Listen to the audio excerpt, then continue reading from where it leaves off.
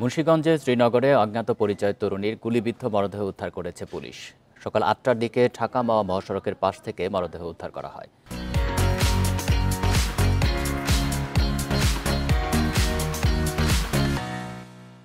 স্থানীয়রা জানান, শনিবার ভোরে ওই নারীকে এক তরুণীর সাথে সড়কে হাঁটতে দেখা যায়। সকাল ৮টার দিকে শ্রীনগরের দোগাছি সার্ভিস সড়কের পাশে মরদেহ দেখতে পেয়ে পুলিশকে খবর দেয় এলাকাবাসী। ঘটনাস্থলে পৌঁছে পুলিশ সদস্যরা মরদেহটি উদ্ধার করে। মরদেহের পাশ থেকে ৫টি গুলির খোসা উদ্ধার করা হয়। গুলি করে ওই নারীকে হত্যা করা হয়েছে বলছে পুলিশ। মরদেহ ময়নাতদন্তের জন্য সদর হাসপাতালে পাঠানো হয়েছে। এলাকার সিসিটিভি ফুটেজ সংগ্রহ করে হত্যাকারীকে শনাক্ত করার চেষ্টা করছে আইনশৃঙ্খলা বাহিনী।